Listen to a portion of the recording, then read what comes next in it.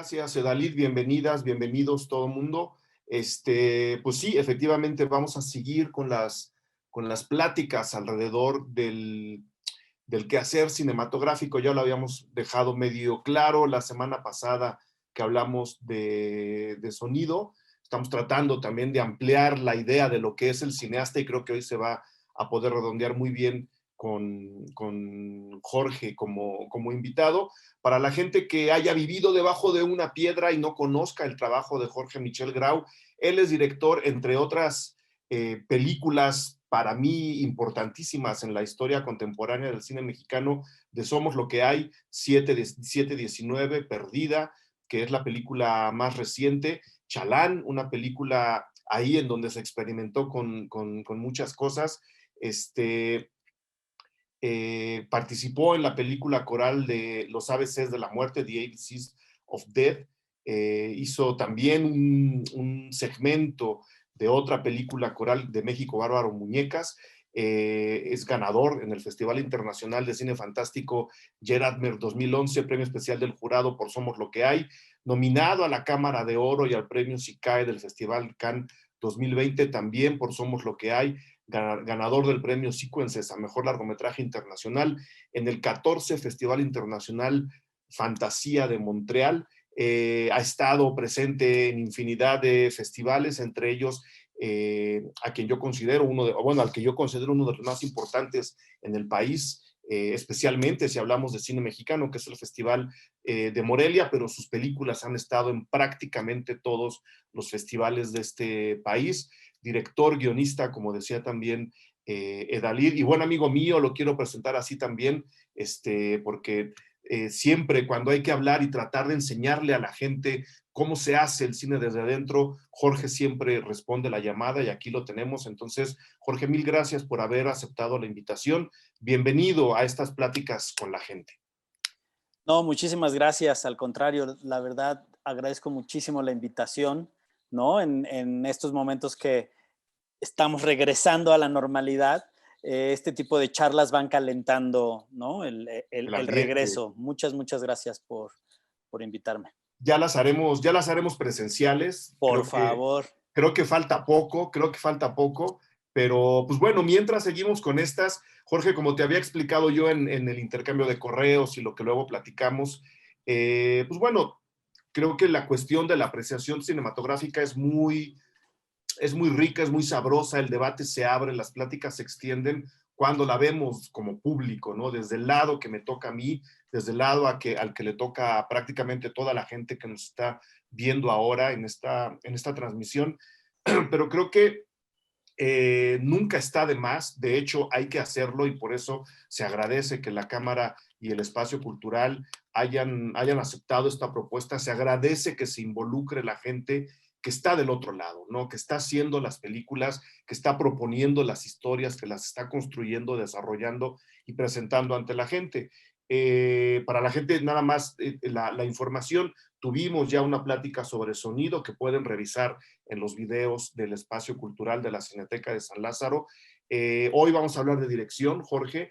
Hablaremos después de actuación, de producción, de guionismo y de fotografía con gente que está haciendo cine, cine mexicano, que yo también, perdón que lo presuma, pero creo que a nivel iberoamericano, el cine mexicano podría estar fácilmente en el primer lugar en cuestión no solo de logros técnicos, de propuestas, de nivel de producción, ¿no? Si no nos tapan el camino, como ha pasado estos últimos 2 años, ¿no? Si el dinero vuelve a fluir, creo que la industria del cine mexicano puede llegar a ser una realidad tarde o temprano, pero sobre todo en calidad. Creo que el cine mexicano ha demostrado una vez más que la calidad está presente, que es un estándar, ¿no? En todos los cineastas, y eso en mucho creo que tiene que ver con la dirección. No sé, antes de empezar, no sé si se ha revalorado la idea de quién es el autor de una película a partir, no sé, de los últimos 15 años, 20 años, desde las escuelas de cine, que sería parte de mi primera pregunta, después de que tratáramos de explicarle a la gente qué es lo que en realidad hace un director de cine. Porque pues, todo mundo cree que el director de cine ejecuta todos y cada uno de los aspectos de una película, los debe de conocer, pero no necesariamente los debe de ejecutar. Entonces, ¿qué tan autor es ahora el director de cine sabiendo lo que ahora hace un director de cine? ¿Qué es lo que podríamos decirle a la gente que en realidad hace un director de cine, especialmente en México y por supuesto hablando de tu caso? Claro, mira, es una muy buena pregunta porque parte de esta polémica de la vieja guardia o del viejo cine de el autor, que viene de una propuesta más intelectual que estética, donde la propuesta cinematográfica tenía mucho más que ver con el discurso generacional, ¿no? O el discurso que se generaba en una escena artística y que tenía 4 o 5 portavoces. Ellos eran los grandes autores. Y a partir de ahí se generaba toda la corriente. Después de eso viene como una interpretación sobre el cine de autor, que tiene que ver también en la manera en que se produce el cine, por lo menos hablando de México. En México en los 70s, con un bache serio en los 80s y luego los 90s, el, el director era el que gestionaba todo el proceso cinematográfico. Era el que escribía el guión, era el que buscaba los fondos, conseguía el dinero y luego delegaba a alguien que lo produjera. Pero todas las decisiones ejecutivas caían sobre los hombros del director.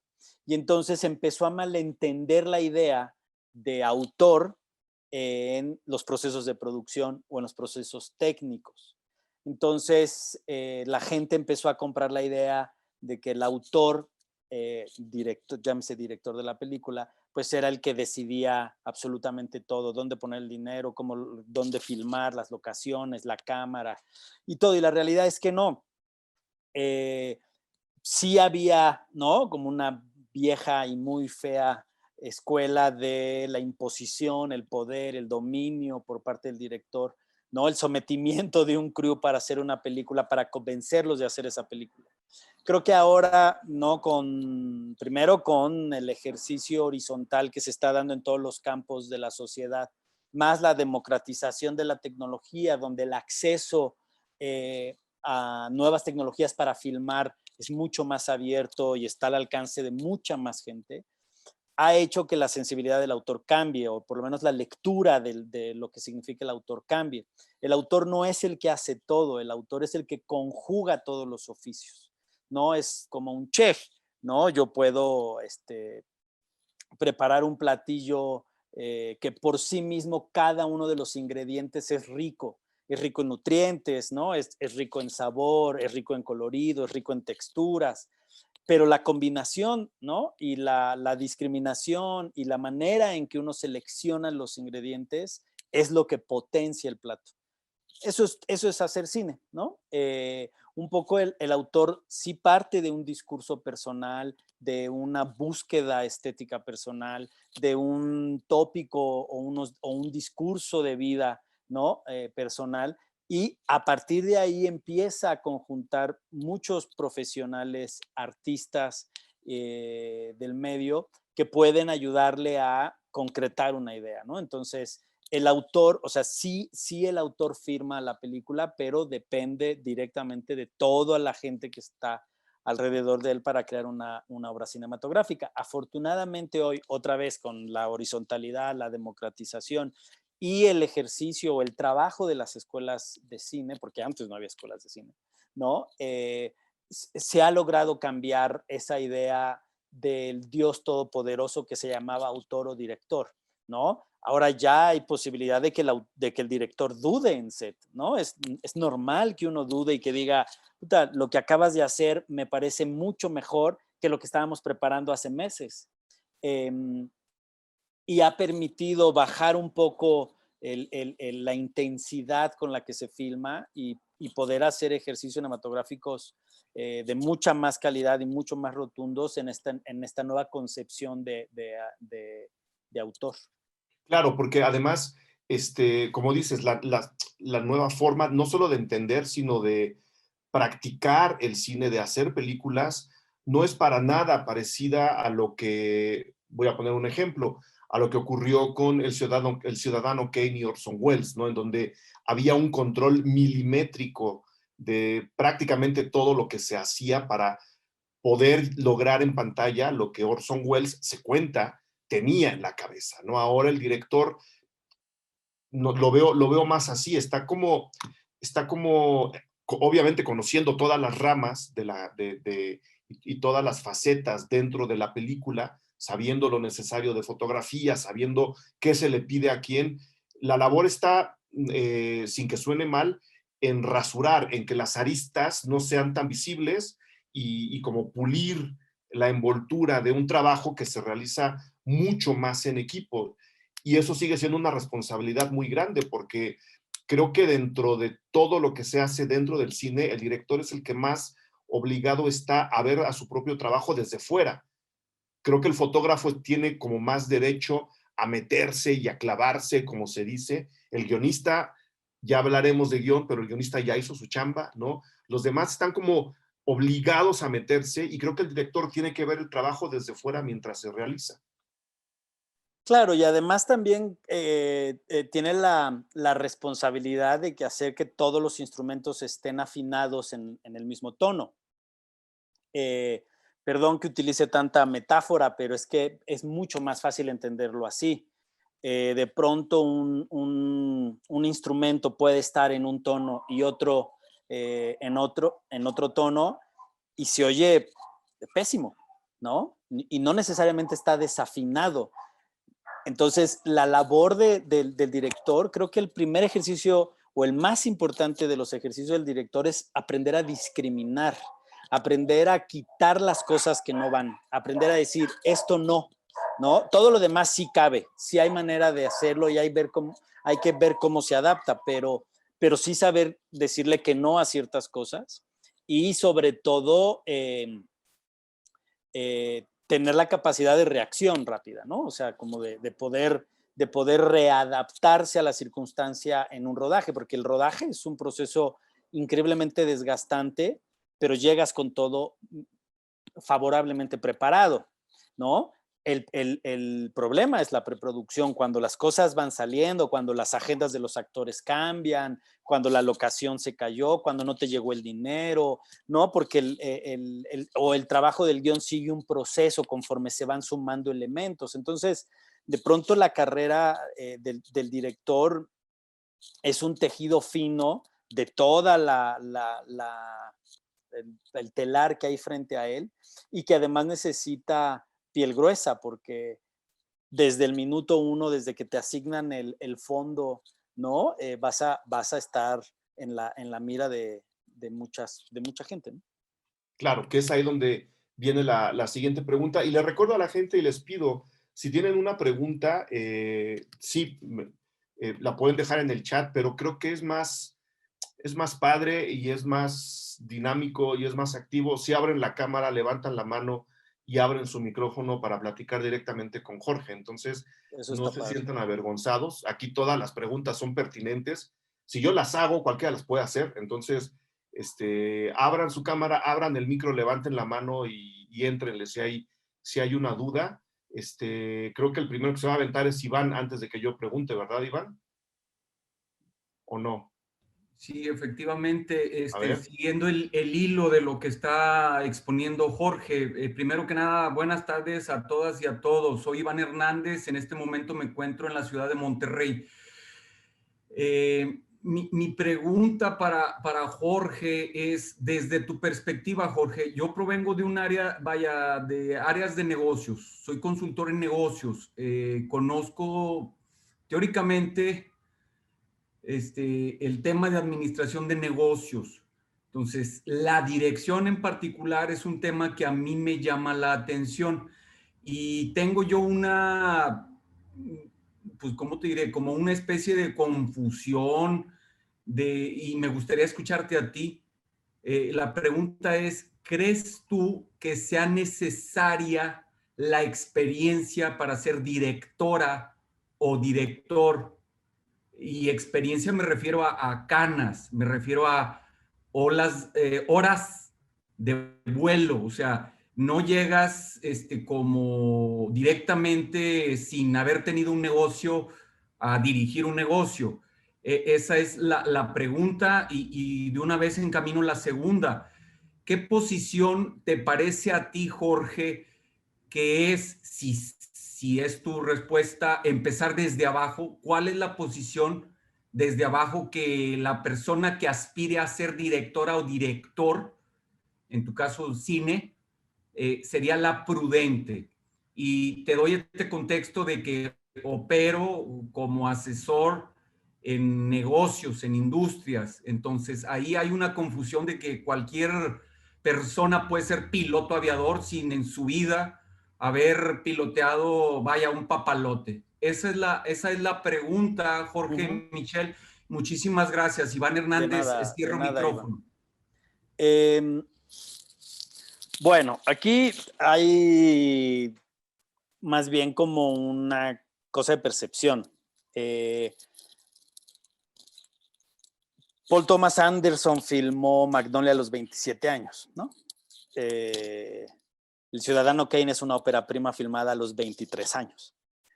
Y no tenía canas el señor. Tenía un talento y una genialidad enorme, ¿no? Yo creo que nada más hay 2 genios en el cine y todos los demás hacen genialidades. Y uno de ellos es él. Yo creo que tiene que ver más con la sensibilidad artística o estética de cada quien para empezar a cualquier edad, ¿no? Digamos, si ponemos el ejemplo de Ciudadano Kane, filmada ópera prima, un debut de director a los 23 versus Nightcrawler, que es una película brutal, ópera prima, y el director tenía 60 años, y es su primer película. No hay como una fórmula, digamos, ¿no?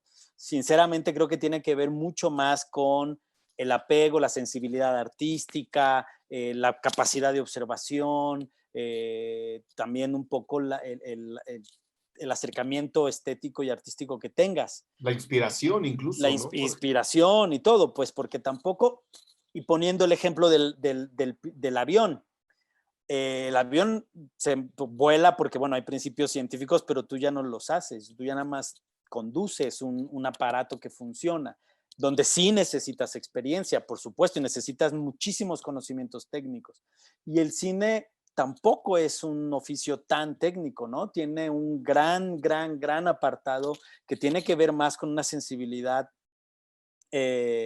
artística y de comunicación, ¿no? Y de observación, que no parte de los conocimientos técnicos.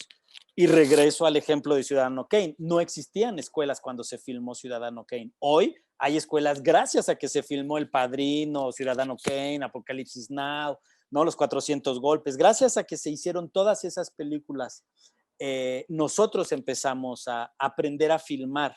Pero este aprendizaje de filmación tampoco es un ejercicio tan técnico, ¿no? Tiene que ver más con aprender un lenguaje, ¿no? Y la gran ventaja del lenguaje cinematográfico es que depende de ti cómo adaptas ese lenguaje a tu propia obra, ¿no? Al propio discurso que tú quieres emprender.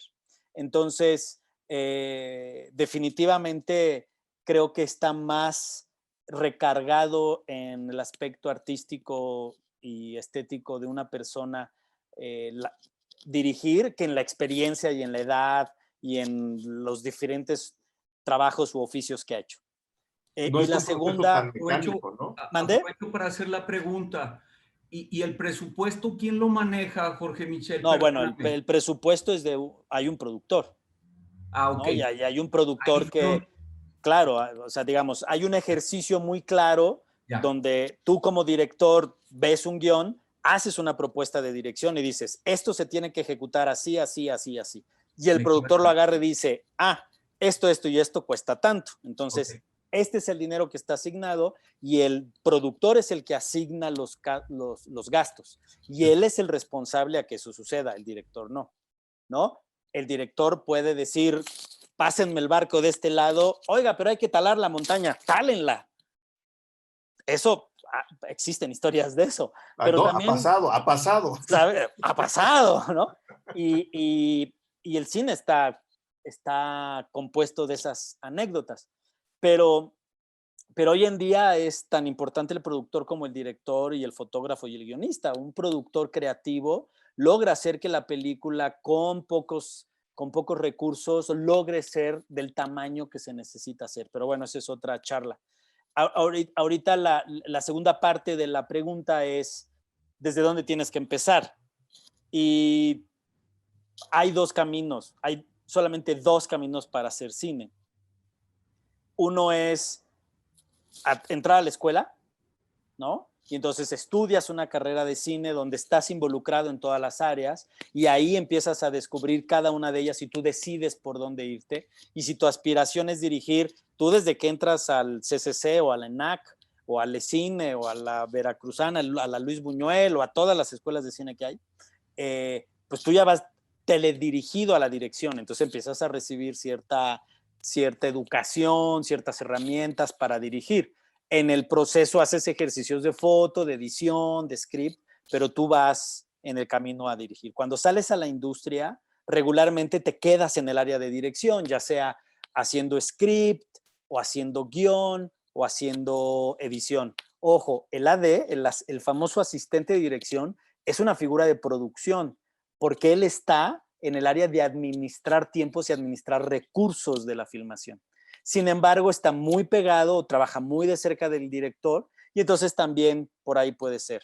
Pero si tú no sales de una escuela, o sea, si no estás en una escuela, lo mejor que puedes hacer es estar en el set, en cualquiera de las áreas, porque el secreto es conocer cómo es el circo y cómo se mueve un set. Puede ser un gaffer, por ejemplo, Nick ¿cómo se apellida? Se me barrió ya es la edad, mi hermano, ya es la edad. La hora. La hora, pero también la edad. El que dirigió el remake de Somos lo que hay, hombre, bueno, no importa, él era gaffer, él era grip de Dolly en Estados Unidos y tiene 2 canes. Entonces no está peleado el oficio ni lo que sea con la dirección, ¿no? Si tienes lo necesario para dirigir, vas a dirigir. Yo, por ejemplo, empecé antes de estudiar cine, yo empecé calificando videos, o sea, había una videoteca, entonces me decían, vamos a hacer un documental, y a mí me mandaban los cassettes y yo transcribía, y esa era mi chamba, ¿no? Transcribir y transcribir y transcribir y transcribir. Y luego pasé al set y en el set hice producción muchísimos años, producción así de campo, de trapear el set antes de que la gente llegara, cocinar para cuando eran cortometrajes, y luego producciones enormes, ¿no? Como Man on Fire y cosas así. Y luego me moví a la dirección. Pero la llegada es, si no es a través de la escuela, es estando en un set. Claro, pero no necesariamente es un ascenso mecánico, o sea, sí. No, o sea, no es, si bien muchas veces, y de hecho lo sigue siendo, la jerarquía de trabajo en el cine sigue siendo muy vertical, no hay un ascenso mecánico, es decir, no cumples un paso 1 para luego llegar al paso 2 y luego llegar al paso 3. Gene Mickle es el director de Somos Gracias, Armando, exactamente. La versión en inglés, la de Estados Unidos, que no está mal, ¿eh? No está mal. Y luego hizo Cold in July, que es brutal también. Sí, tienes toda la razón. No es un escalafón de ascenso, ¿no? De que, bueno, haces primero, tu primera película eres productor 1 y luego productor 2 y luego entonces ya eres asistente de dirección y luego, no. O sea, tú puedes brincar si eres muy astuto y muy hábil en el set y tienes como ideas muy claras y entiendes el lenguaje, rápidamente puedes llegar a dirigir. Y hay directores que, perdón que lo diga, pero llevan 7 películas y aún no saben dirigir, ¿no? Y tienen un lenguaje muy pobre, muy básico, con poca precisión estética, pero que para el medio donde se están desarrollando funcionan. Pero no hay que pagar piso. Eso era antes. Eso era, ¿no?, antes. Hoy es democrático, hoy es horizontal y hoy todos tienen derecho a filmar y a decir lo que quieren decir, obviamente ¿no? Claro. Respetando el presupuesto y no dilapidando Claro. 20 millones de pesos porque pues, se les ocurrió hacer una película en la esquina de su casa, ¿no? Y ahí, antes de recoger algunas preguntas que ya están acá en el chat, voy a colar una que creo que viene al caso. Lo decías, ¿no? Hay directores que llevan, no 7, hay directores que llevan 20 películas y nomás se nota que no conocen el lenguaje, que no lo dominan y en consecuencia que no proponen, ¿no? Porque creo que un buen director termina por proponer algo. ¿Se debe notar la mano de un director a la hora de ver una película o no? ¿O en qué casos tienes que echarte para atrás con la mano? Obviamente los encargos, pero me gustaría que lo contaras tú. ¿Se debe notar la mano de un director, más allá de los caprichos, no más allá de la imagen firma del director, que esa sí puede aparecer, ese tipo de jugueteos son muy simpáticos, pero me refiero a lo otro, me refiero al dominio Sí, sí. del lenguaje? ¿Se debe notar o no se debe de notar la mano del director? Yo creo que depende mucho del proyecto. ¿A qué voy? Si a ti te llaman como director a resolver una película, ¿no? Como por ejemplo en mi caso, cuando me invitaron a dirigir Perdida y yo leí el guión, digamos, era obvio por qué me estaban llamando, ¿no? O sea, como que yo entendía qué les interesaba de mi dirección en ese proyecto.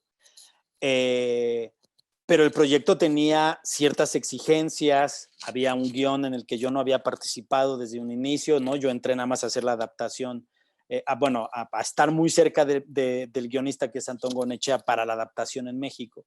Entonces yo le propuse ciertas necesidades o necedades que tengo, pero en realidad había un guión claro, entonces yo trabajé a favor del guión. Sí creo que la firma del director pues, tiene que estar, porque si no, podrían invitar a cualquiera que medianamente pudiera resolver en A 5 Zack Snyder, por semanas. ejemplo, ¿no? Claro, en 5 semanas con 20 millones de pesos una historia como esas, ¿no? Y proyectarla de alguna manera a salidas y tratar de recuperar el dinero. Pero si no hay una postura, una posición, un discurso personal, las películas empiezan a ser vacías y empiezan a ser mero entretenimiento, aunque sean películas de entretenimiento. Por eso pongo el ejemplo de Perdida, porque al final Perdida, como se me ofreció, literalmente fue así: queremos una película comercial. No nos interesa una disertación sobre el thriller, el misterio, ¿no? Y la posición.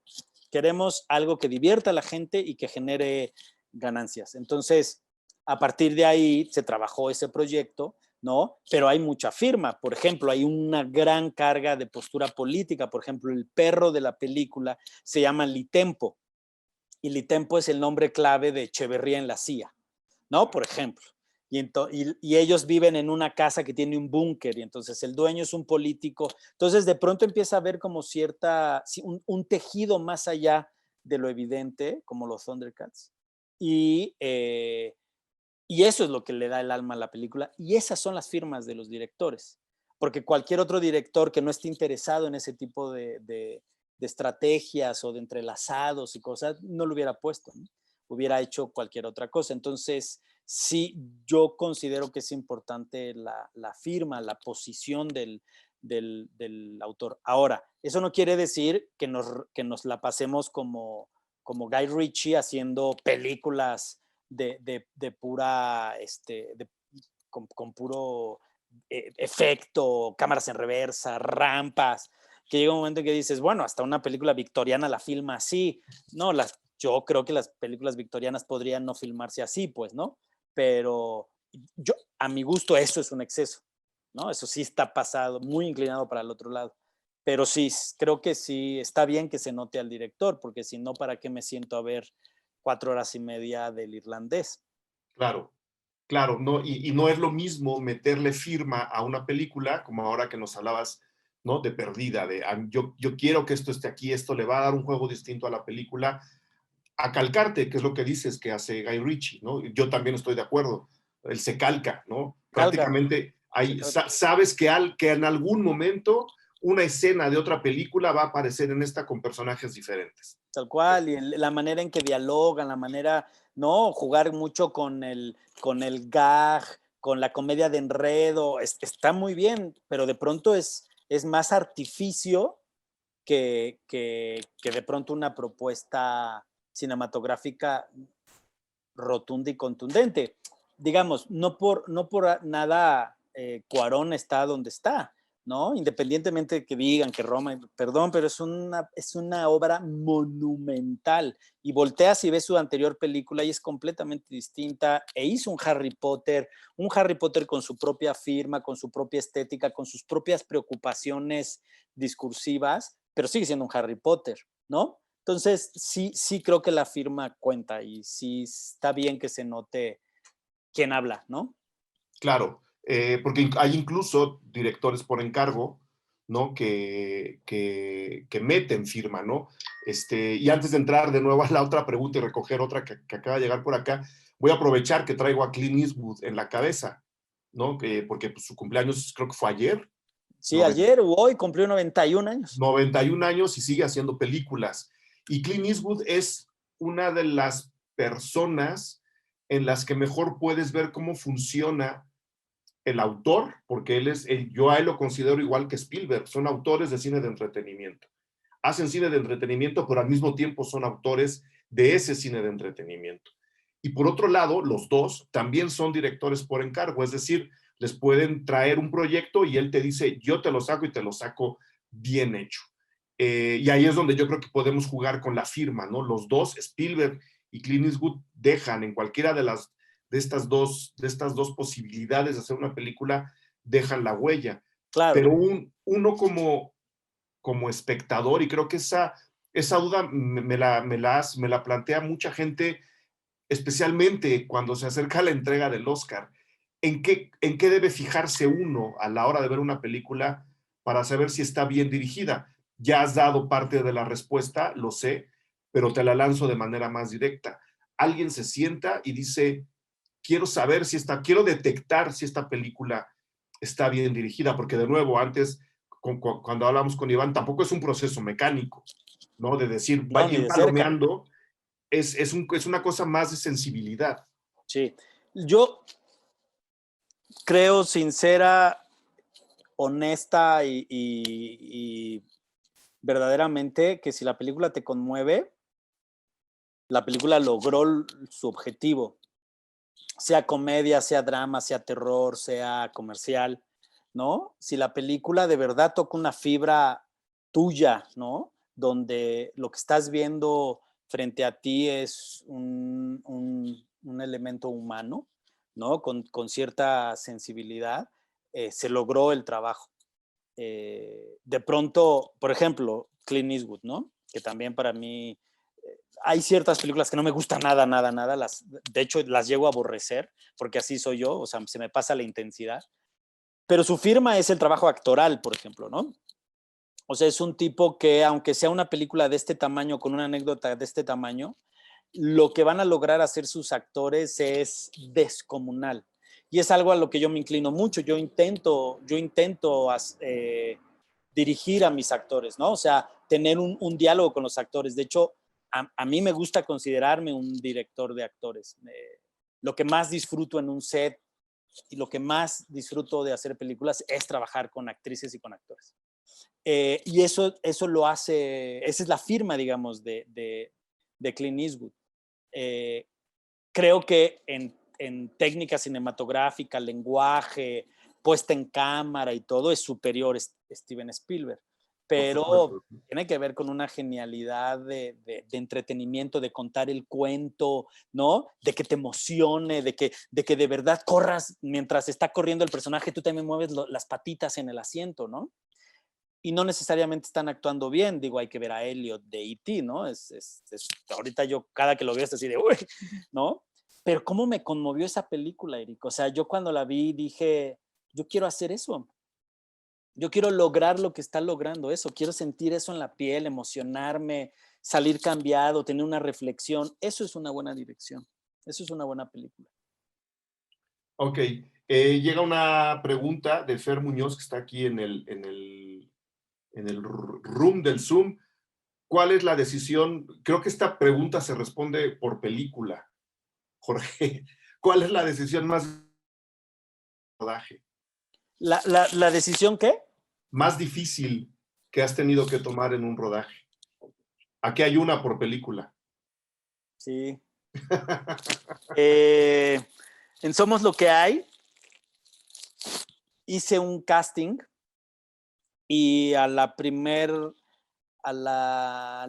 personaje que elegí fue al personaje de la hija de Sabina, que era una actriz, creo que todavía estaba en el CUT o estaba egresando del CUT, extraordinaria, y la elegí. Y luego elegí a Paco Barreiro. Bueno, a Paco ya lo tenía en la mira, ¿no? Porque además era del círculo, era muy amigo, lo conocía muy bien, sabía lo que hacía, ¿no? Entonces ellos estaban así. Entonces empecé a hacer el casting para el tercer hermano, ya con ellos dos. Entonces los llamaba a los dos, los ponía y entonces pasaba el otro actor para verlos, cómo interactuaban, fenotipos, si parecían hermanos. Y un día, esta chica no pudo ir al casting y nada más llegó Paco y llegó Alan, que es el actor, fue el actor que interpretó al personaje que yo estaba buscando, pero no tenía con quién castear. Entonces dije, bueno, pues ahorita yo les doy réplica. Entonces él me comentó, güey, me acabo de encontrar una amiga aquí abajo, tomando un café en la cafetería del CCC, y es actriz, igual y te sirve. Dije, bueno, pues llámenla, nada más para que dé réplicas, y entra Paulina Gaitán. Y y le doy el texto, le platico a tantito, le digo, mira, es una familia así, perfecto. Y ella iba literalmente a ayudar a su amigo Alan, ¿eh? O sea, ella estaba tomándose un café abajo y Alan fue y le medio rogó, porque ella dijo, qué hueva, ¿no? Pero bueno, subió y cuando empezó a hacer el casting, lo primero que me pasó por la cabeza fue, diablos, ¿cómo le voy a decir a la otra actriz, que es estupenda y que es muy buena actriz, que el personaje no es de ella, es de Paulina, ¿no? Esa fue una decisión muy, muy difícil que tuve que tomar, por ejemplo. Y a la hora de ver la segunda versión de esa película, hecha por otro director, fue una adaptación muy libre, hay que aceptar, ¿no? Lo que se hizo del Somos lo que hay en Estados Unidos a lo que se hizo acá, invirtieron cosas, hicieron justo lo que nos acabas de decir, ¿no? Gene Mickle dijo, yo quiero que camine por acá, en lugar de que el primer personaje que desaparezca sea el papá, va a ser la mamá. Mira, ¿no? cuando hablé con él me dijo, mira, a mí me interesa partir de lo que yo conozco. Y lo que yo conozco es una familia de mujeres porque en mi familia no tengo papá, tengo mi mamá y tengo 3 hermanas. Entonces, conozco el universo femenino familiar y quiero hablar de eso. Y le dije, pues adelante, o sea, justo de eso se trata el cine, ¿no? De que una historia se pueda adaptar a tu propia historia y que tú te reflejes y que tu universo se impacte en esa historia, ¿no? Por eso el fotógrafo es fundamental, o sea, a mí me preocupa, no me preocupa, pero me saca mucho de onda el director que le pone el cuadro al fotógrafo, ¿no? No, aquí, oye, pero aquí se ve, no, aquí. Está bien, pues, ¿no? Es una manera de hacerlo, pero yo invito a mi fotógrafo porque lo que me interesa es su mirada, su universo referencial, sus referencias culturales o estéticas, porque lo que quiero es que alimente el mío para que sea todavía más grande, ¿no? Yo sí dejo muchas decisiones en el fotógrafo en ese sentido. Y cuando llegó Gene Mickle y me dijo, oye, me gustaría hacerlo así, le dije, adelante, ¿no? Yo nada más participé en un proceso de escritura del guión, les di toda la investigación, hicimos un primer draft. Yo no, lo que les pedí es que no quería saber cómo acababa la peli, entonces nunca leí el final, nada más leí los primeros ejercicios y después me separé de la peli y la vi hasta Cannes, cuando seleccionan, ¿no? Que curiosamente es el único caso en Cannes que las 2 películas han logrado llegar. Y la vi ahí y me quedé boquiabierto porque es una cosa increíble. O sea, es otra película, pero es el mismo espíritu, ¿no? Claro. Como para ir aclarando todavía más, recuerden, levanten la mano si quieren que me calle, como para ir aclarando todavía más el trabajo del director, volvamos a Perdida, que es una película que no es enteramente tuya, que te cae, pero es una película en donde está tu firma y en donde yo sé que jugaste mucho con la idea del reflejo, ¿no? Hay reflejos en todo el tiempo en la película. Estamos viendo al actor y a la actriz 2 veces al mismo tiempo en la pantalla. ¿Qué hace el director o qué debería hacer el director, especialmente en ese caso con el fotógrafo, que era el ejemplo que tú ponías hace rato? Quizá no decirle dónde encuadrar, que es otro mito, ¿no? El director siempre sabe dónde poner la cámara. Nada, Híjole, nunca. No sé, yo no estoy tan de acuerdo. ¿Qué se le pide a un fotógrafo, en este caso, Sí. siendo un director, en una película como Perdida? Sí, mira, yo creo que el secreto de todos, ¿no? Para todos los que trabajan en una película es entender el tema de la película. La historia está escrita, ¿no? O sea, esa pues, la lee todo el mundo. Pero el tema es el que no está escrito, ¿no? Puede ser soledad, puede ser duelo, puede ser pérdida, puede ser ausencia, puede ser, ¿no? Ese gran tema es el que permea toda la historia y permea cada uno de los oficios. Por eso se decide que la fotografía tenga cierta calidad de luz, por eso se decide que los actores y actrices estén en un cierto tono, por eso se decide que las paredes tengan cierto tipo de textura, porque parten de un tema central. Entonces creo que cuando uno localiza el tema, la película por sí misma ya va ganando. Entonces cuando yo hablaba con Champ, que es el fotógrafo de Perdida y también de Somos lo que hay, de 72, que es uno de mis trabajos preferidos. Y hablábamos de todo esto, era como obvio, pues, ¿no? Él sabía que la presencia del fantasma, ¿no? Que refleja la culpa, que tiene como mucha simbología, ¿no? Yo le decía, quiero que haya muchos reflejos, o sea, quiero ver las luces, quiero ver a la persona duplicada y sobre todo a Paulina, ¿no? Que se viera dos veces en cuadro. ¿Por qué? Porque ese es el secreto, ese es el gran secreto de la película. Paulina está todo el tiempo en la película, siempre está presente, nada más que nadie la ve. Y ya cuando termina la peli entiendes por qué era la necesidad de contarla de esa manera. Pero evidentemente, o sea, el plano este hermoso donde está Chema tocando el piano, ¿no? Y la cámara se acerca en un zoom, no y se ve todas las luces, todo el panel de luces sobre el piano y al fondo, pues esa es una decisión estética del fotógrafo, no mía.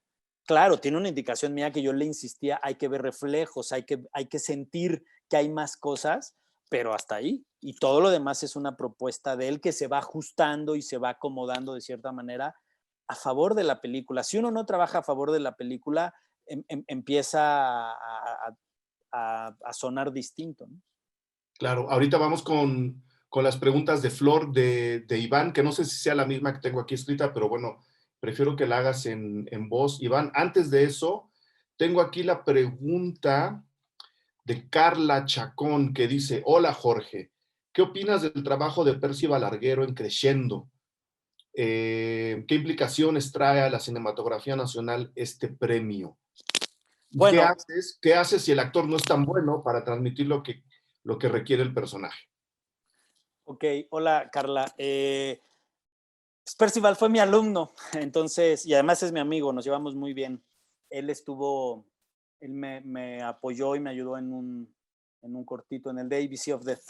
Es muy importante, digamos, lo que logró él y que afortunadamente se ha logrado en otras ocasiones. Es muy importante para la cinematografía nacional, pero es más importante para la producción nacional, o sea, es para hacerle entender a las autoridades o a la gente que tiene que decidir si nos dan o no nos dan dinero para hacer películas.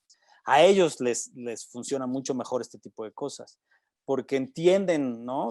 Porque no necesariamente todo el mundo tiene que entender por qué las películas son buenas, ¿no? O sea, de pronto tu bagaje cultural y tu educación estética, pues está encaminada hacia otras cosas, pues hacia otras áreas. Entonces de pronto decir, bueno, ¿y por qué tengo que ver una película contada en plano secuencia todo, ¿no? O cámara, o tomas largas. Bueno, este tipo de proyectos tan bien realizados que logran y que alcanzan ese tipo de spotlight, hacen que se entienda que el cine mexicano tiene una madurez y un nivel internacional muy importante y que se tiene que seguir apoyando. También Rodrigo Pla también había ganado el premio de Oscar estudiantil, y también Javier Borges había ganado el premio estudiantil, ambos, o sea, los tres del CCC. Entonces, es un síntoma de que el cine está bien hecho, de que los directores jóvenes no solamente son tremendamente talentosos, sino que son disciplinados, tienen el rigor de hacer una película, de llevarla a las últimas consecuencias, ¿no? Porque uno puede ser increíblemente talentoso, ¿no? Pero si no tienes disciplina y rigor para levantarte, escribir, filmar, llegar a tiempo, no filmas la película, ¿eh? O te tardas 15 años en terminar una película, que hay muchos casos como ese.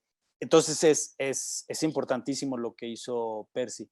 Y la otra pregunta, bueno, la otra parte de la pregunta era algo de los actores. Y si el actor no es tan bueno para sacar al personaje, ¿qué se hace?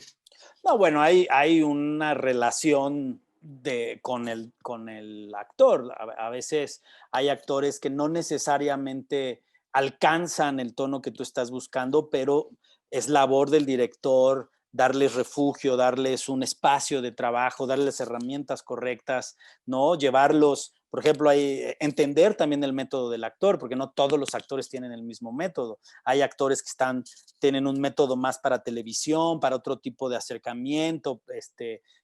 Hay unos que tienen un entrenamiento más interno, más emotivo. Entonces hay que conocer el método, entenderlo y a partir de ahí tejer. Lo cierto es que todo el mundo tiene limitaciones, todo el mundo, ¿no? O sea, no hay superhéroes bueno, están los X-Men, pero son horribles las películas.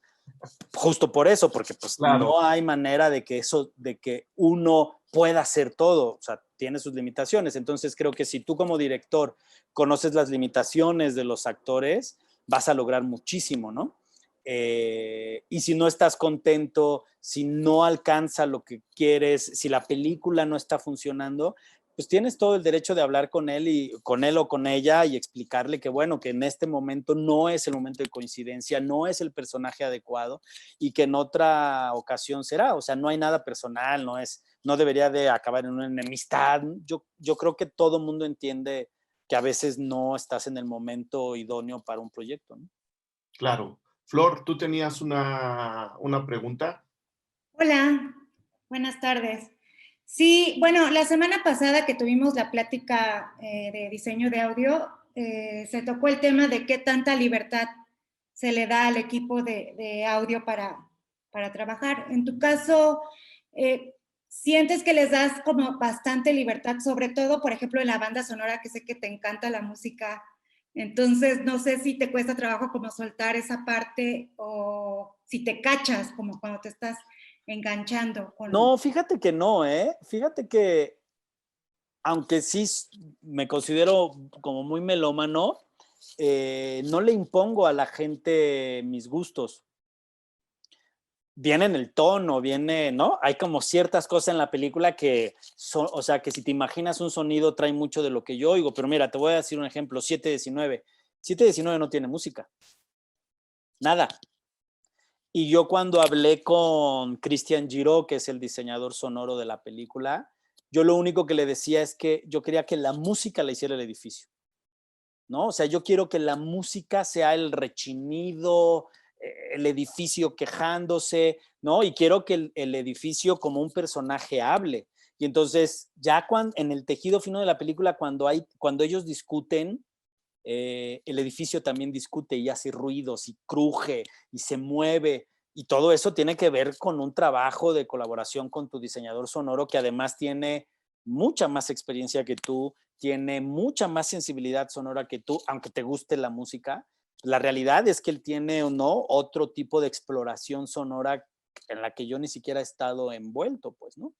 Entonces, como lo mismo que hice con el fotógrafo, o sea, hay como ideas que me gusta explorar, pero toda la exploración la hacen ellos, y entonces creo que alcanzamos niveles muy, muy altos de trabajo. Si no le das libertad a un diseñador sonoro de hacer, lo que él sabe, pues no te gastes ese dinero y pues tú ahí le pones soniditos y así va a quedar tu peli, ¿no? Cuando entra un diseñador sonoro, cuando entra un postproductor, cuando entra un profesional de cualquiera de las áreas, el proyecto va creciendo, ¿no? Así, y tú como director vas viendo lo que ellos proponen, cómo agarran la historia. Lo único que hay que hacer es eso, consensuar, que todos trabajen en el mismo tono, que todos trabajen en la misma dirección. Esa es tu labor, ¿no? Tu labor es que no se desparrame y que no estén en otra, ¿no? Hablando como distintos idiomas, ¿no? Porque son distintos idiomas. Hay que unificar, hay que darles una vía donde todos trabajen bien y hacer que todos lleguen al final en el momento en que tienen que llegar al final. El cine es perfectible, pero se tiene que entregar un resultado, ¿no? Entonces, esa es la labor del director maduro que tiene buen ojo, es decir, hasta aquí. O sea, a partir de aquí uno puede seguir trabajando y puedo estar 7 años mejorando la peli, pero ya es momento de que la película empiece a caminar. Okay. Ahí tengo otra pregunta. Claro. Venga, Flor. También sé, porque alguna vez ya habíamos tenido otra plática, que comentaste que que te gusta mucho Mariana Enríquez. A mí también me gusta mucho. Es que a quién no le gusta Mariana. ¿A quién no? No sé si te interesaría o has pensado como llevar algo a la pantalla, algún cuento de ella, que estaría increíble. Ya te contesté la pregunta. Ok, gracias. Ahora sí, Iván, no sé si es la misma pregunta que tenía acá, prefiero que la hagas en directo. Hola, sí, Hola. Hola, Iván. de hecho es la misma pregunta. Ya me resolvió un poquito contestándole a Marlene. Entonces, pues sí, tomando un poquito mi pregunta, ¿cómo lograr que el actor y el director conecten para que haya una relación y pueden llegar a un resultado que funcione y los dos estén satisfechos más que nada? Claro. Cada director tiene una manera de acercarse con los actores, ¿no? Hay actores, hay directores que en broma dicen que odian a los actores, ¿no? A mí, yo es todo lo contrario, yo así me enamoro perdidamente del trabajo de los actores, ¿no? Estoy todo el tiempo con ellos.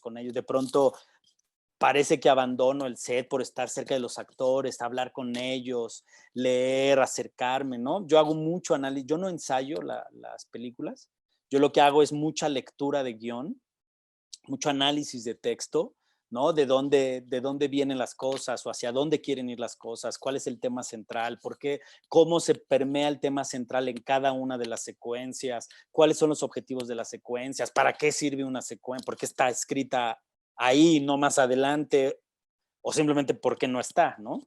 Si son repetitivas, ¿no? O sea, hay como todo ese análisis también para darle una seguridad al actor de dónde va, al actor y a la actriz de dónde va a ir pisando.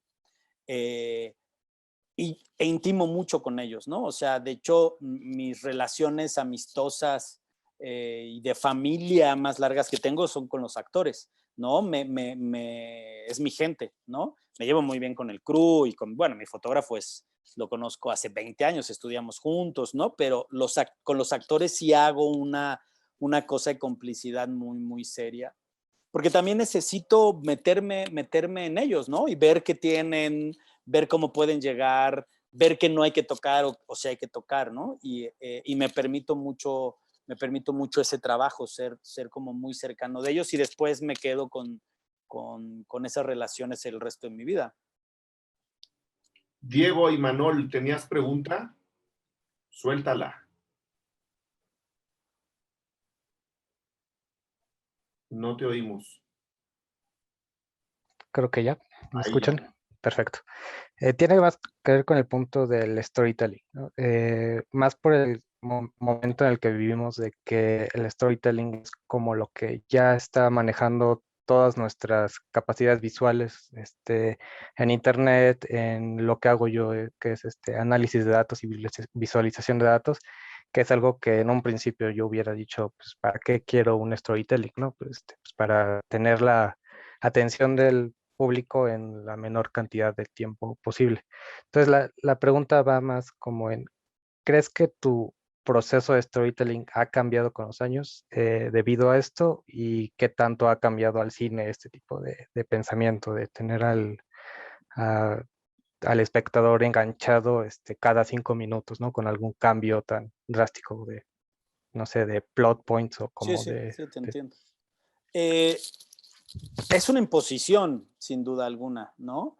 No necesariamente fue la evolución natural del audiovisual, ni hablemos del cine, no era la evolución natural del cine, ¿no? Más bien empezó a impactar más un modelo de negocios, donde pues, se analiza por qué es tan exitosa esta película y genera 350 millones de dólares. Bueno, pues hagamos una idéntica, aunque, ¿no? Aunque parezca distinta, pero es como bien dices, ¿no? O sea, tiene un storytelling muy marcado en dónde tiene la presentación, en dónde tiene el primer plot, en dónde tiene el... Y entonces las empiezan a hacer así y las empiezan a hacer así. Y el problema es que la gente es muy sensible a la oferta y a lo que está viendo. Y entonces de pronto, pues esas son las películas que empiezan a ver o que empiezan a buscar. Pero de repente sale Roma, cabrón, ¿no? Que es exactamente todo lo contrario al algoritmo de Netflix, ¿no?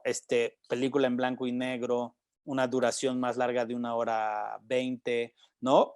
Planos fijos, poco movimiento en cámara, no hay persecuciones, la actriz principal es no actriz, es indígena, o sea, todo es morena, todo lo que las plataformas, estudios y algoritmos dicen que no le gusta a la gente, lo tiene Roma.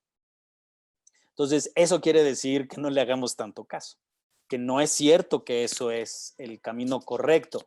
Es un camino que genera una ganancia y que está planificado para ganar dinero, ¿no? Y para tener 17 secuelas. Y ahí te encargo, cabrón, ¿no? Que mi hija ya me dijo, papá, vamos a echarnos el maratón de Marvel. Diablos, pues órale, va, ¿no? Pero yo como autor, como lector, como cinéfilo, yo me lo evito, ¿no? A mí me gusta otro tipo de búsqueda, otro tipo de cosas, pero entonces empiezan a surgir estas necesidades de, bueno, vamos a buscar Nomadland y vamos a buscar historia de un matrimonio y vamos a tratar de que no sea tan obvio el storytelling. Entonces creo que hay espacio para todos, creo que hay ventanas para todos, ¿no? O sea, uno tiene la mirada muy profunda, hay ventanas más profundas. Si tiene ganas nada más de un divertimento, hay lugares para divertimento, ¿no? El chiste es que no cedas y no dejes de hacer lo que a ti te motiva y es tu motor, ¿no? Para filmar. Claro, en algún momento vas a tener que pagar renta y todo, y bueno, pues entonces seguramente harás una serie con esos esquemas, pero vas a inyectarle algo tuyo, vas a poner tu firma, vas a poner ciertas preocupaciones, pero siempre hay que regresar al hogar y volver a hacer lo que te gusta, ¿no? Ok, dice Marlene, cuando se habla de presupuesto con el productor, ¿el director se puede ajustar al presupuesto alcanzado previo a rodar o se negocia algo? ¿Cómo manejas estas dificultades en tu trabajo creativo como director? Es decir, prácticamente está diciendo cómo complementas la creatividad que nos estás contando ahora cuando te dice el productor, pues hay 100 pesos. Sí, bueno, es muy famoso estos casos, por ejemplo, de Alien, ¿no? Que la película costaba 20 y acabó costando 60, ¿no? Y no había manera de parar a este loco. Pero vamos, era Ridley Scott, ¿no? No había que pararlo.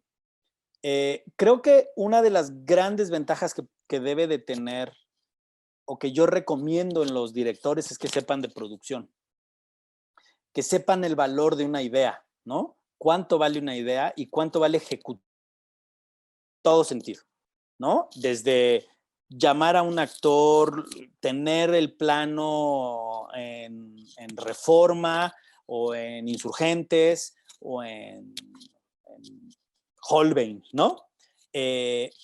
Cuando tú tienes noción de lo que cuesta hacer una película, la responsabilidad cambia y entonces empiezas a ser un poco más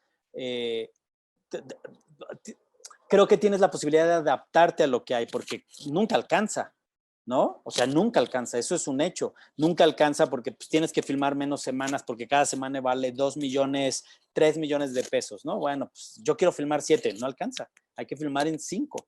Bueno, entonces, ¿cómo adapto mi idea, ¿no? Y mis procesos creativos a 5 semanas de rodaje? ¿Qué es lo que tengo que discriminar, que tengo que quitar y resolver de otra manera para ajustar el presupuesto? Sí hay batallas que hay que luchar siempre, pero hay que saber elegirlas, ¿no? El director que se pelea estúpidamente por una grúa para hacer un plan así, a mí me parece que está completamente gastando un recurso. La grúa en sí misma no cuenta nada, es un movimiento de cámara, ¿no? Cada quien. Pero creo que si tú tienes la capacidad de entender que el valor de la película sí depende mucho de cómo estés resolviendo las secuencias, cuánto te tardas en resolver las secuencias, en cuántos planos vas a contar la secuencia, creo que haces que la película sea muy efectiva con el presupuesto que tienes. Si no, pregúntenle a Blair Witch Project, ¿no? Una película prácticamente casera, ¿no? Es la película, en diferencia, es la película que menos ha costado, que más dinero ha hecho, ¿no? Y la diferencia es de casi $1,000 millones. Es brutal. Y por el otro lado, perdón que te interrumpa, está el ejemplo de Guillermo del Toro y La forma del agua, ¿no? Su primera idea y su primer planteamiento, la película iba a costar alrededor de $100 millones de dólares, y Fox le dice, tengo 20, y él la hizo con 19. O sea, todavía devolvió 1 millón de los que le habían dado, todavía devolvió, y lo que él dice cuando habló de la película es, yo tenía 20 millones de dólares, pero se tenían que ver como si me hubieran dado 100. Y ese es el secreto de las películas. Las películas se tienen que ver inauditas. O sea, claro, que cuando las ves dices, ¡oh! ¿No? Así. Un plano o 37 planos, depende de ti, pero tienes que generar esa sensación. Y sí tiene que ver con los presupuestos, pero ojo, no necesitas o sea, el que tengas la mejor cámara del mundo, ¿no? Con la mejor óptica Panavision, eso no hace una buena película, ¿no? O sea, sí tienes que entender el balance entre lo que hay, el valor humano con el valor tecnológico o técnico de la película. Y yo le apuesto más al humano, ¿no? Hacia mí prefiero acercar gente que sé que me va a ayudar a escalar el Everest, a comprar una cuerda súper chingona, ¿no? Claro. Ramiro Walter, ¿quieres abrir tu micro para hacer tu pregunta, por favor? Sí, ¿qué tal? Buenas noches. ¿Se me escucha? Sí, fuerte y claro. Perfecto. Quería preguntarte, en la actualidad, ¿hasta qué punto un director se debe inmiscuir en todas las áreas que tiene el film, ¿no? Pues esto lo digo porque he visto directores como Albert Hitchcock o como Kubrick que siempre han sido recelosos con su idea, ¿no? ¿Hasta qué punto en la actualidad es posible tener eso o confiar en los otros, ¿no? Yo creo que eso depende mucho de ti. Yo confío mucho en la gente que me acompaña en el ejercicio cinematográfico, ¿no? No estoy diciendo que Alfred Hitchcock o Kubrick no lo hicieran, ¿no? Pues seguramente sí, pero tienen una dinámica cerebral completamente distinta, ¿no? O sea, por ejemplo, está el famosísimo caso de David Fincher en Red Social. La primera escena que filman, la primera escena que filman durante todo el rodaje es una conversación que tienen en la mesa con el abogado y no sé qué. La filmaron 100 veces, repitieron 100 veces la escena. Los actores estaban, bueno, ¿no? Enloquecidos, y al final la escena que se quedó en edición creo que fue la tercera. Pero lo que decía Fincher es que él tenía que romper la resistencia de los actores y tenía que romper la postura de los actores de yo ya conozco mi personaje y sé lo que tengo que hacer, porque además ellos trabajan distinto, ellos no hacen mucho ensayo y no leen mucho los guiones juntos, trabajan de hecho mucho a distancia, y su estrategia fue esa, ¿no? Fue como romperles el esquema y decir, vamos a empezar de cero, ¿no? Vamos a romper al que ya creaste y vamos a crear juntos. Pero mi postura es, si no confías en alguien para que haga una película, dedícate a hacer otra cosa, porque el cine es colaborativo. El cine no es de una persona, no es de una decisión. Hay un equipo de trabajo que te ayuda a hacer la película, ¿no? Que te ayuda a cristalizar tus ideas, que hace que logres alcanzar las películas que soñaste, ¿no? Pero eso es en equipo. Aunque haya dictadores que patean, humillan e insultan gente, si no tienen al equipo que está alrededor, no se logran las películas. Ok. Pregunta de Guillermo Rivera Mendoza. ¿Qué opinas del cine de Carlos Reigadas? ¿Consideras que es algo inusual en el cine nacional? Es la pregunta. Bueno, sí, claro, ¿no? Además es importantísimo tener una voz y una postura cinematográfica como la de él, que es más estética que narrativa en cuestión, ¿no? Como de comercial. De hecho, él no estudió cine, él es arquitecto, pero tiene una capacidad artística sublime. Y no te tienen que encantar sus películas, pero Luz Silenciosa a mí me parece fundamental en el cine nacional, ¿no? Una película que ya está inscrita en la historia. Hay otras que no me gustan, como la anterior, ¿cómo se llama? La de, ¿no es después de Postenebras? No, Postenebras también me gusta mucho, ¿no? La de Toro, que tiene el póster La del chofer y la niña arriba, bueno, esa no me gusta, la verdad. ¿No? ¿Cómo? No, yo no me acuerdo, ahorita la Sí, checo. bueno, ahorita sale, pero esa a mí no me gusta, por ejemplo. Pero Luz Silenciosa se me hace extraordinaria. Y es muy importante, Batallas en el Cielo, gracias, Paco. Es muy importante tener esas voces en el cine nacional. Si no nos volvemos plásticos, ¿no? Así como sin movimiento, sin vida, sin nada, ¿no? Que es un poco lo que le pasa a los estudios en Hollywood, ¿no? Que de pronto, digamos, ahorita están los superhéroes, pero antes fueron, no sé, las películas de desastres naturales, entonces, era terremoto, huracanes, olas, asteroides, o sea, llegamos y decías, ¿y ahora qué otro...? ¿No? Antes los malos eran los rusos y luego fueron los alemanes, primero los alemanes, luego los japoneses, luego los rusos. Están como muy apretados en un esquema muy cerrado. Claro, hay grandes cineastas ahí incrustados, pero que no hacen cine ahí. Pues digo, Lynch no hace nada ni cercano a eso. De hecho, nunca había ganado un Oscar hasta que le dieron el de trayectoria y que ni él lo esperaba, ¿no? Que decía, gracias. Pero si no hay esas voces en el cine nacional, no vamos a poder tener una cinematografía sana. Y como él, hay cientos. Es una desgracia y es una lástima que la gente conozca poco a los cineastas mexicanos, por ejemplo, ¿no? Digamos, obviamente Reigadas y el sector de cine ahí, la misma Yulene, Rubén, ¿no? Pero hay películas brutales y hay directores muy interesantes que están trabajando, que están haciendo cosas que deberíamos de prestarles atención. Y a menos que haya otra pregunta, ahora me corregirán o me avisarán. Ya que mencionas a David Lynch, ¿dónde está él? Porque yo te decía hace rato, tenemos un muy buen ejemplo de director por encargo y director autoral en Spielberg, ¿no? Y en Clint Eastwood. David Lynch no puede con sus trabajos por encargo. O sea, ¿qué tipo de director es David Lynch? Yo tengo mi opinión propia, pero creo que a la gente le interesa la tuya. Y el ejemplo claro es Dune, ¿no? Le dan la película porque creen que él puede sacar e imprimirle algo a una historia tan rara y extravagante como Dune, y no puede, y no la saca, y se hunde. Y sin embargo, sus proyectos, que son completamente ininteligibles, a mí me parecen preciosos. ¿Qué tipo de director te parece? Bueno, sin embargo, tiene El Hombre Elefante, que también es una obra por encargo y es una delicia de película, ¿no? Pero donde tiene más un sello personal, donde él eligió a los actores, él eligió el guión, él eligió, ¿no? El blanco y negro.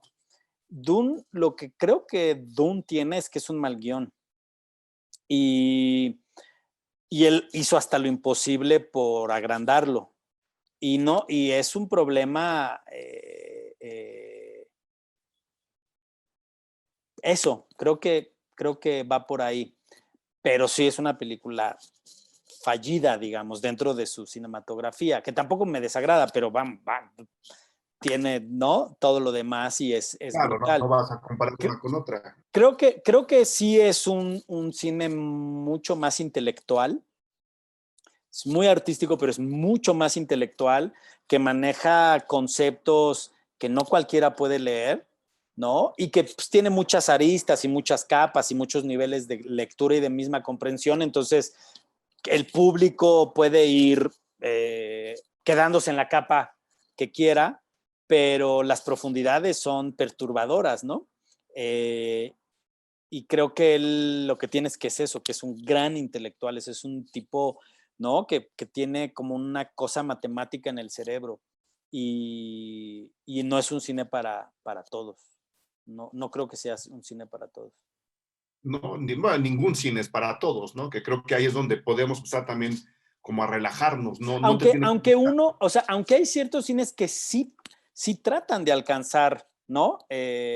Una vastedad en el público, o sea, sí quieren ser un cine para todos, pero hay un cine que no, o sea, que ni siquiera puede estar en las plataformas, ¿no? O sea, que no hay manera, o sea, por ejemplo, hablamos de un Ven y Mira, ¿no? Es una historia bien contada, no, pero es brutal la postura, ¿no? Que toma la película y no hay donde verla porque para mí es una de las películas más aterradoras de la vida y no es una película de terror, pues, ¿no? Es una película de la vida real vista, ¿no? O sea, es la guerra, la Segunda Guerra Mundial vista a través de los ojos de un adolescente de unos adolescentes a los que les acaban de masacrar a la aldea, mientras los nazis van, ¿no? Entrando a Rusia para conquistarla y entran a Bielorrusia y van arrasando con todo. La película es brutal. No es una película para todo mundo y es una película muy convencional en la manera de estar filmada, pues, ¿no? Cuenta la historia, ¿no? Claro. Tania, tenías una pregunta. Sí, hola. Bueno, justo yo quería usar el ejemplo de David Lynch para hacer mi pregunta. Y bueno, empezó la plática justo con esta cuestión de quién es el autor de una película. Y bueno, ya cuando tú terminas una película y cuando va a salir ya al mundo, digamos, y está en pantallas, pues, ¿cómo es tu proceso, digamos, de soltar la película y de decir, bueno, esto ahora ya es como, pues, de la gente que la va a ver? ¿O cómo dialogas tú con la audiencia, por ejemplo, con la crítica? Y pensaba en David Lynch justo porque, pues, la gente, o sea, es como muy común que a él le pregunten, ¿no? Oye, ¿tú qué quisiste decir con esto? Y como que quieren que el director, pues, devele como todo el sentido que tiene su película, ¿no? Entonces tú como creador, director, ¿cómo vives ese proceso con tus películas? Yo sí me deshago rápidamente de las películas. De hecho, es difícil que yo ponga en mis redes o así cosas de las películas que ya pasaron. Y obviamente somos lo que hay porque cumplió 10 años, ¿no? Y entonces, bueno, recuperé cosas y todo, pero en realidad no pongo, y recuérdenme, está en Filmin Latino. O sea, la película ya caminó, ya tiene su propio sendero, le llega a la gente que le tiene que llegar, ¿no? Creo que el director no tiene que ser un promotor de sus películas, ¿no? Hay momentos donde sí, pero ya. A mí a veces me encantaría que en la crítica o las entrevistas me preguntaran, oye, ¿qué quisiste decir, no? Porque sí intento poner ciertas capas, ciertos niveles, ciertos símbolos, ¿no? en la película que de pronto no es que pasen desapercibidos, porque hay gente que sí los ve, pero como no es una película como las de David Lynch, ¿no? Que es así un rompecabezas, un ejercicio intelectual supremo, y es una película que tiene una historia convencional, que está narrada, entonces asumen que de pronto no hay ese tipo de símbolos cuando sobran ese tipo de símbolos en mis trabajos, ¿no? Trato, por ejemplo, de que la cámara va construyendo la historia, es un poco, 719 es como muy didáctica en ese sentido, ¿no? O sea, cómo fuimos del encierro, ¿no? O sea, hablando de qué sucede si te quedas atrapado, pues ves así, ¿no? Entonces la película técnicamente empieza así, en un 1 a 1, y luego se va abriendo, ¿no? A 4-3 y luego 16-9. O sea, técnicamente tratar de alcanzar los conceptos temáticos. A veces a mí me gustaría hablar más de eso, que si Demián Bichir fue un pedo que se acostara, pues no le pregunté si fue un pedo que se acostara, ¿no? O sea, si estuvo todo el tiempo acostado en la filmación, hablábamos de otras cosas, pero, o cómo se resolvieron ciertas secuencias, ¿no? O en Perdida, por ejemplo, en Perdida, el lugar de créditos de dirección no lo tengo yo, ¿no? Y eso es algo que poca gente se ha dado cuenta. Regularmente el primer cartón, cuando termina la película, el primer cartón que sale es el de dirección, y en Perdida no lo tengo yo, lo tienen los 3 estudiantes asesinados de Guadalajara, ¿no? Es una película que está ofrendada a la dirección de 3 alumnos que no lograron filmar una película y nadie se da cuenta. Esos son el tipo de cosas de las que a mí me gustaría hablar, porque esas son las cosas que le dan alma a mi trabajo.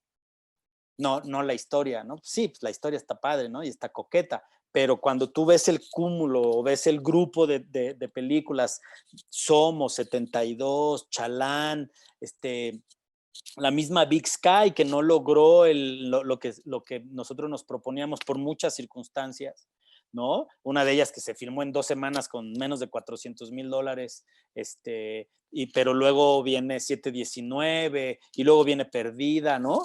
Si tú las ves, empiezas a encontrar, creo, que empiezas a encontrar una lectura muy parecida y elementos muy parecidos que han estado constantemente en la búsqueda. Eso es de lo que a mí me gustaría platicar ya en este momento de mi carrera, ¿no? Pero bueno, la verdad es que sucederá en algún momento, y si no sucede, no pasa nada. O sea, no, prefiero seguir filmando que diciéndole a la gente lo que tienen que ver. Ok, ¿alguien le había levantado la mano por ahí? No, ¿verdad?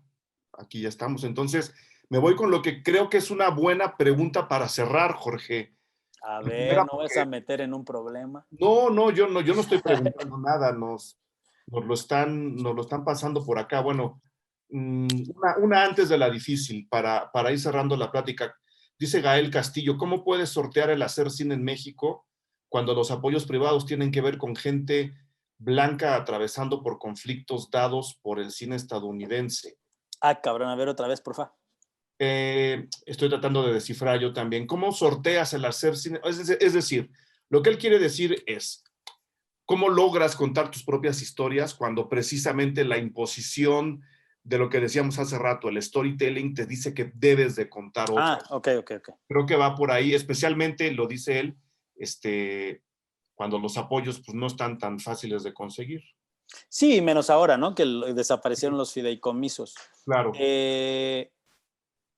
Necedad. Es eso. Mira, si algo tenemos que entender de la desaparición de los fondos, es que desaparecieron los fondos, no el cine, ¿no? Entonces, si el cine es tan contundente, si la industria mexicana es tan fuerte, es sólida y es tan madura como creemos que es, tendría que sobrevivir, ¿no? Y tendría que encontrar sus mecanismos para seguir filmando. No necesariamente va a ser fácil, no necesariamente van a poder filmar todos, y muchos que estaban filmando mucho van a tener que dejar de filmar. pero yo creo que es un proceso nada más de transición para que después se vuelva a acomodar y regresemos a una producción sana de 140, 170 películas al año. Lo que creo es que tenemos que capitalizar lo que hay frente a nosotros, ¿no? Entonces, si hay un Netflix que impone ciertas líneas temáticas, en lugar de patear y gritar y escupir, es, ok, entender cuáles son esos tópicos y trabajar esos tópicos a tu favor, ¿no? Y tratar de encontrar, bueno, de mi discurso, de lo que a mí me interesa estéticamente o artísticamente, de todo ese universo que yo tengo, ¿qué cabe en este proyecto? Eso, ¿no? Y entonces lo que sigues haciendo es, sigues filmando, sigues calentando el brazo, ¿no? Dominando el lenguaje, resolviendo cosas en set, ¿no? Y vas inyectando tu exploración personal en estos trabajos. Porque si no, pues dejaríamos de filmar si queremos que todas las condiciones nos beneficien. Entonces, creo que debemos de retirar un poco la mirada a lo que si nos están imponiendo o no el storytelling. Creo que donde tenemos que centrar la mirada es cómo puedo meter mis ideas y mis tópicos y mis necesidades en lo que ellos me están, en los 20 millones de pesos que me están dando para una película, ¿no? Y perdón que insista, pero ahí el ejemplo perfecto es Guillermo del Toro. Tal cual. ¿No? Es justo eso. Tal Y cual. ahora sí, la pregunta difícil, Jorge. Dice Lupercio, ¿tu película mexicana favorita? ¿Hay respuesta a eso? Pues obvio, no. No, es muy difícil porque soy un enamorado del cine, pues, ¿no? Puta, amo las películas. Todo el mundo me dice, ¿otra favorita? O sea, no sé, Cronos, Los Hermanos del Hierro, Los Tres Huastecos. Los Tres Huastecos me encanta, Los Olvidados, ¿cómo se llama? Panamericana, la de Joaquín, uy, ¿Maquinaria? Maquinaria Panamericana me fascina. No sé, es una pregunta muy, muy difícil, porque además también tiene que ver mucho con las etapas o con la época del cine, ¿no? Me encanta Gabaldón, pero también me encanta Ripstein, pero pues no mames, Canoa es una de las mejores películas de la historia del cine mundial, no mexicano, ¿no? Es muy difícil responder eso, pero bueno, digamos, lo que sí puedo decir es que es más bien un estilo de cine, ¿no? Me gusta como el cine medio oscuro, ¿no? Donde está Canoa, donde está Los Albañiles, ¿no? Ese es el cine que veo y que visito. Él, de Buñuel, me parece también increíble, y así. Muy bien, pues muchas gracias, Jorge, por la plática. Creo que hemos respondido todas las preguntas. Y pues nada, gracias por tu tiempo, por tu paciencia, por tu sabiduría, por tu amor al cine, por tu compromiso, sobre todo también con el cine. Y pues nos estaremos viendo. Gracias a todos y a todas los que vinieron a la plática. Los videos se quedan colgados en el Facebook de la Cineteca de San Lázaro. Yo haré lo propio en el de Cine Garage para que lo revisen, para que lo pasen. Mil gracias, Jorge. Nos vemos todos. Tú, si quieres venir, Jorge, estás cordialmente invitado. Vamos a hablar la semana que viene. Nos toca, ahora les digo, producción.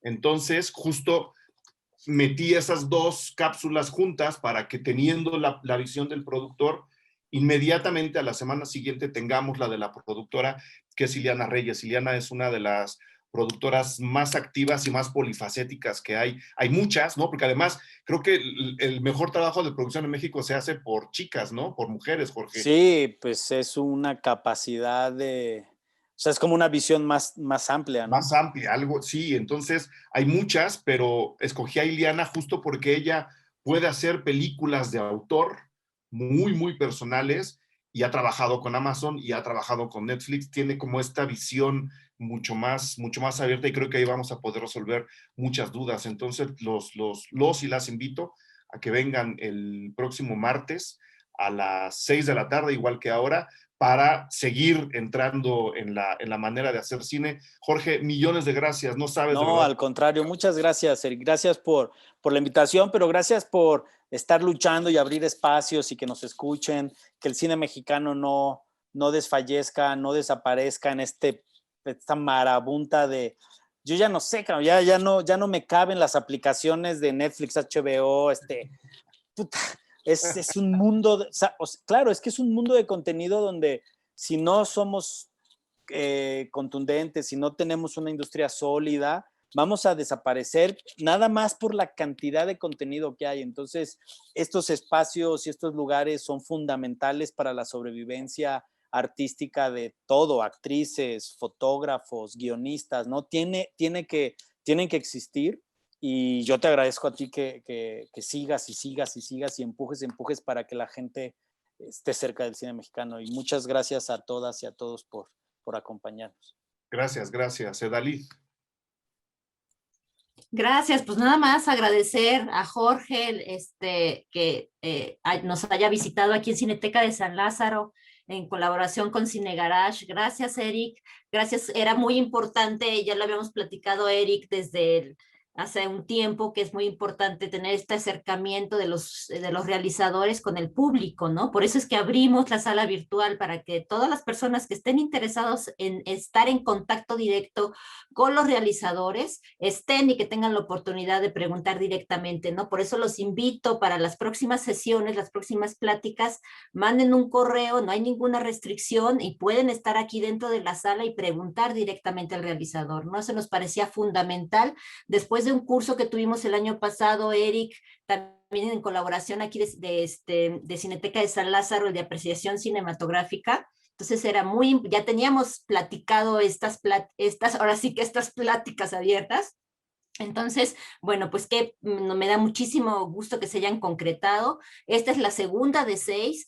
Y bueno, pues nada más agradecer, Jorge, esta Cineteca de San Lázaro es tu casa, cuando gustes compartir aquí lo que quieras, aquí están abiertas las puertas. Muchas Eric, de igualmente para Cine Garage, gracias por la colaboración y gracias a todos los que estuvieron aquí en la sala virtual y gracias por los que estuvieron viéndonos a través de Facebook. La invitación está abierta para la próxima plática y pues que tengan todos muy buenas noches y nos veremos la próxima semana por aquí. Gracias a todos. Cuídense, amigos, amigas. Bye. Bye, gracias. Adiós, bye.